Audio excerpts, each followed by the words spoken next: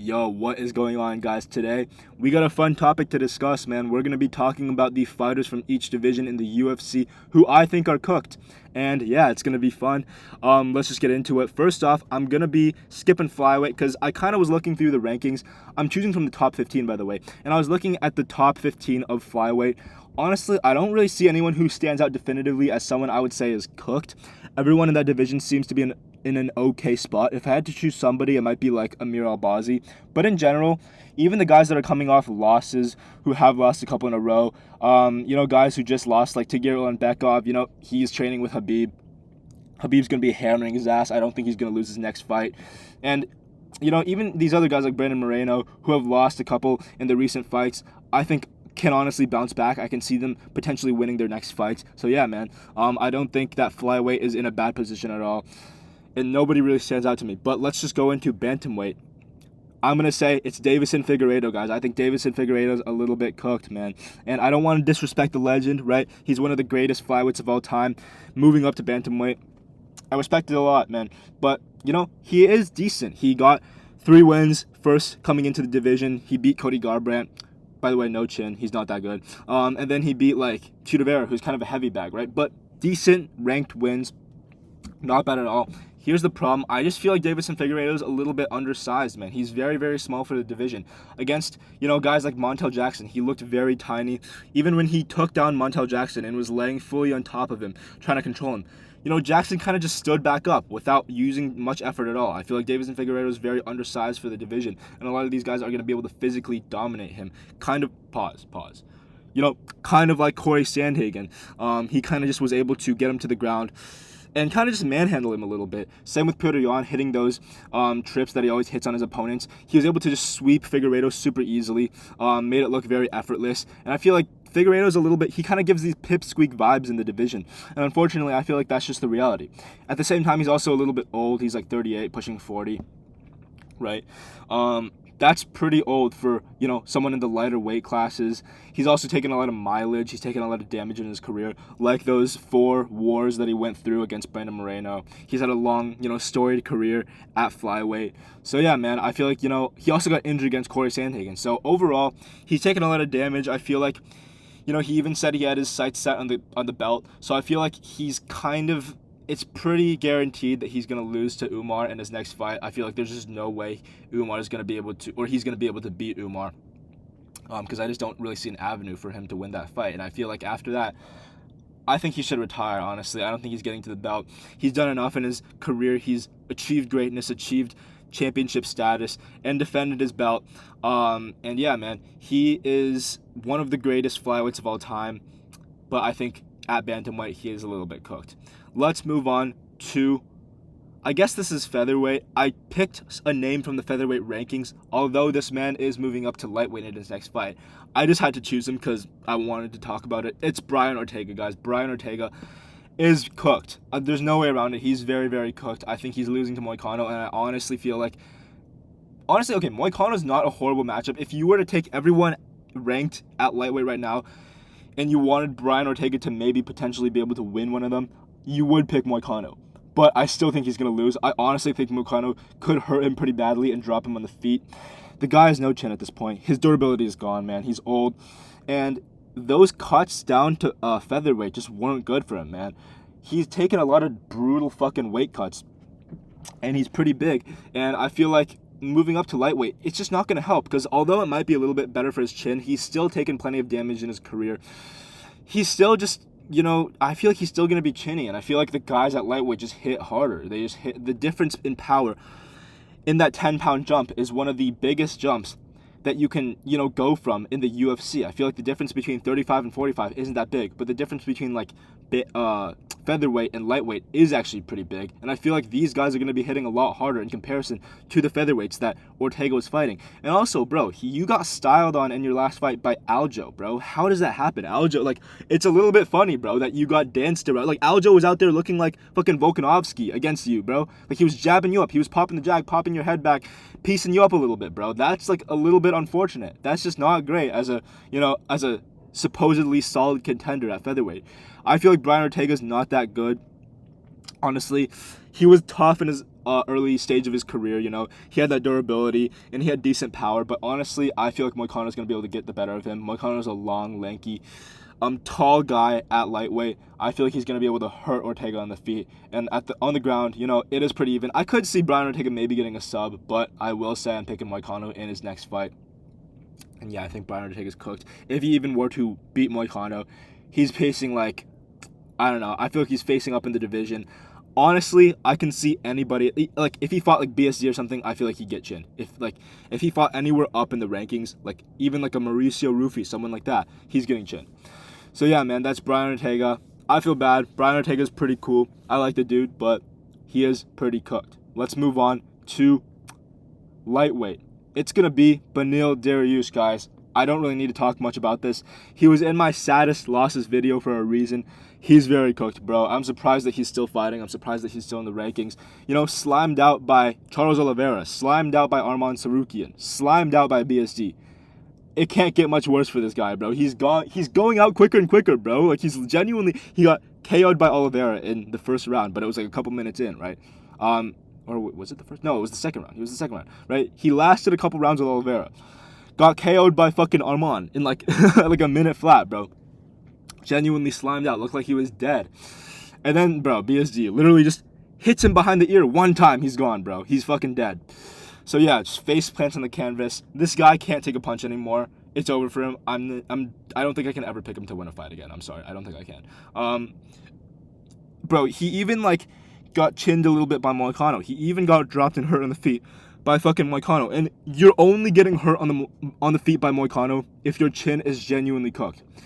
So yeah, unfortunately, I like Beneil Dariush. He's a solid dude, good family man, wholesome guy, but I don't think he's ever going to win again in the UFC. I think that maybe he should take one more fight against an unranked person if he were to, but even then I wouldn't be confident in him. I think he should retire next. But yeah, let's move on, guys, to welterweight. It's going to be Gilbert Burns, man. I think Gilbert Burns is very, very cooked.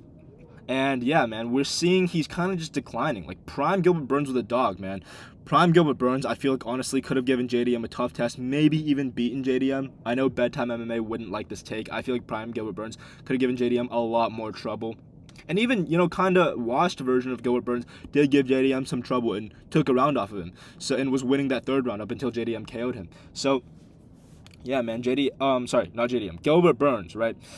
He is just losing his durability, and that's what we're seeing with a lot of... He's kind of having that Izzy effect, except he's kind of declining a lot worse than even Izzy, because at least Izzy's still got some of his speed. He's still got good pop, and he's even improving his boxing a little bit, like I talked about in my last video. I feel like Izzy's still, honestly, top 10, top 7 type of material at middleweight if he wanted to be active.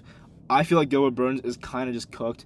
Obviously, he's fought monsters. He's fought, his last fight was Morales, which didn't go well for him. We know how much of a monster, how big Morales is, right?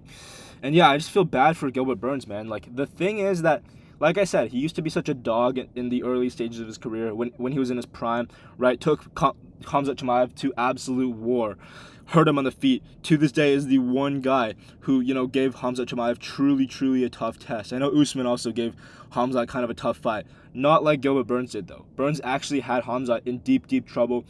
Khamzat really respected Gilbert's guard game, which is why he didn't want to go to the ground with him at all and was kind of forced at moments to strike with Gilbert Burns. And Gilbert Burns is a dog, man. He had a lot of good power, a lot of good pop, decent speed. Okay stand-up, right? Not the most, technical, but very, very fast flurries and very explosive. Good defensive Brazilian jiu-jitsu as well. He used to have a lot of wherewithal, man. He used to be able to dog his way through these tough moments, and I feel like that's just not really there anymore. I feel like his mindset to fight is he's not really present anymore. Prime Gilbert is not with us anymore, and I feel like this washed version of Gilbert Burns, who was going tit for tat with Masvidal, and who was, by the way, extremely fucking washed at the time that they fought, losing to these other guys. I just feel like Gilbert Burns just is not really in the best spot right now, and I don't really know where he goes from here. So yeah, also given the fact that welterweight is so stacked, I don't see him ever getting near the top at all. Dude, you have Usman, who's ranked number 8. Usman is literally the second greatest welterweight of all time, right? Insane legacy, a top 20, top 15 type of fighter of all time. even beat a solid up-and-coming contender in Buckley not this year, but last year. Very recent win. And even Usman is ranked number 8. There are 7 guys who have done enough to be ranked ahead of this guy Usman, right? Which is insane. Like, this current welterweight is the most stacked division I think I've ever seen in my time watching the UFC. Insane fucking division. And honestly, yeah, like, even if Gilbert Burns were to be paired up and matched against like a guy with like Buckley coming off a loss, I feel like Buckley chins him. And yeah, it's unfortunate, man. But Gilbert Burns, right? Cool dude. We all fuck with Gilbert Burns, but he is kind of cooked. Let's move on to middleweight. Roman Dolidze, you're cooked, bro. You are cooked. Roman Dolidze, right? The thing about Roman Dolidze is that, like, he's not, like, that good, if I'm being honest. Like, even when he was kind of winning in the division, he just never looked impressive, man. Like, bro, Anthony Smith, you're kind of, like, just pitter-pat, outstriking Anthony Smith barely. Like, it's just not a great look. Like, that fight with Anthony Smith really, really disappointed me and put me to sleep, bro. Like, Anthony Smith is so ass. Like, at that point that they fought, like, 2024, Anthony Smith was so shit, bro, and you didn't even finish him. Like, I don't know, dude. Roman Dolidze, like, my opinion of Roman Dolidze has never been high. And yeah, man, I honestly knew that he was going to get destroyed by Hernandez. I thought he would get finished, and he did get finished. And yeah, I don't really know where he goes from here, bro. Like, the middleweight's kind of like, they're all booked up, and I just feel like Roman Dolidze, like, he's got a decent ground game. His power is, like, okay, but he's pretty sloppy on the feet. I know he's kind of cleaned up his ground game, or not his ground game, sorry, his striking game a little bit. But against top strikers who can either get him frustrated or who can go into the pocket and just dog it out with him, he's never going to win those situations, I'm going to be honest. You can be like a fake technician against like a guy like Anthony Smith and look all technical and shit. You're not actually that good. I feel like Roman Dolidze is pretty cooked. But let's move on to Johnny Walker, guys, our representative for the most cooked fighter at light heavyweight. Man, it was either between Johnny Walker and Dominic Reyes, guys, and I feel like they're probably going to fight next. Walker coming off an upset over Zhang Ming Yang, man. A very, very surprising upset. I thought Zhang Ming Yang was going to pull it off and chin Johnny Walker really quickly. Impressive win, bro. Calf kick TKO, kind of crazy. Never would I have guessed this result in a million years. But we have Johnny Walker coming off a win in the Big 26, man. But I think he's cooked in his next fight. If he gets matched up against Dominic Reyes, which I think is going to happen, I think he gets chinned. There is a chance that he does chin Dominic Reyes too. We've seen the memes of like the two guys knocking each other out. That shit might actually happen in this fight, bro. That shit dead ass might happen. But yeah, dude, I think that if someone were to get chinned in this fight, I would bet on Johnny Walker getting chinned by Dominic Reyes. Johnny Walker does a lot of stupid shit. He leaves himself open. He gets kind of wild sometimes, moves forward without much technique, without much defense. And, when you move forward wildly against Dominic Reyes, that's where he catches you. That's how he got, like, Nikita Krylov. That's how he, catches a lot of his opponents and gets those knockouts. So, yeah, I feel like that's going to happen to Johnny Walker. Now, Johnny Walker is a long, powerful, lengthy guy. If he catches Reyes with something early, I wouldn't be surprised either. They're both kind of cooked in this division, but, Reyes was just coming off like a number 1 contender fight. He low-key kind of got close to the belt again, and I feel like Reyes is just honestly much more tactical, and you can rely on him to get a win way more than Johnny Walker. So yeah, man, let's just move on to heavyweight. It's gonna be Jailton Almeida. Jailton Almeida is kind of cooked, and I know what you're thinking, right? He's a top contender. He's like in the top, or he's not in the top 5. He's in the top 6 now. But, solid contender of the division. He's very good. Obviously, he kind of got robbed against Volkov. Why is he cooked? But, yeah, honestly, bro, I feel like he's going to get cut. Because he's so fucking boring, bro. He's so boring. That fight against Volkov genuinely put me to sleep. Here's what, like, for that fight card at UFC 321, I was, like, rushing to get back to my dorm room to watch the fights. I missed the Mirzakhanov knockout over Rakic, and literally that was the best moment of the whole main card. Nothing else happened that whole card, bro. I had to sit through a fucking 25-minute women's fight. I had to watch this fucking slop happen where he just laid on top of Volkov for 3 rounds. It was a stink fest, man. And then I watched Tom Aspinall get eye poked 2 minutes into this fight against Cyril Gane, and that was another huge disappointment. I shouldn't have wasted my time watching that card, bro, because I missed the fucking big knockout that Mirzakhanov had, and that was it. So yeah, Jailton Almeida, man. I feel like obviously Dana White fucking hates him. The guy is pretty good. Like he's a smudge grappler to the highest degree. He is the smudgiest of smudge grapplers. And yeah, dude, he has good control at heavyweight. He's able to just pin these guys down, and they're fucking blobs. They're unathletic. They can't get back up. They don't know how to work their way back up. Jailton Almeida genuinely he doesn't even work to get to a more dominating position. He doesn't even work to try to land anything on the ground. He never tries to hunt a submission. He's content with just laying in full guard, laying in half guard, fucking just wet blanketing his opponents until the round ends and does 0 damage. This guy pisses me off, bro. And I feel like Dana White hates him. I feel like the UFC hates him. That's why, honestly, they gave the fight to Volkov, because he landed something in the fight as opposed to just laying on top of him. And yeah, man. Jailton Almeida, I just feel like because he's so boring, he's coming off a loss, man. If he loses his next fight and stinks it up, he might get cut from the UFC just by virtue of being so fucking boring. And honestly, I wouldn't even mind. Jailton Almeida is so ass, bro. And I don't mean ass as in he's bad. I just mean ass as in, dude, like, his fights are the worst thing I've ever seen in the sport. But yeah, man, that's going to be it. Let me know what you guys think. Let me know if I missed somebody who is also cooked in the... Oh, yo, why did I not think of Jamal? Okay, Jamal Hill also is very, very cooked at light heavyweight. I'm going to say that Jamal Hill at light heavyweight is very cooked. I totally didn't think of that. I just thought of it now. But yeah, guys, if I missed anyone else besides Jamal Hill, let me know. And yeah, thanks for watching, guys, and I'll see you in the next one.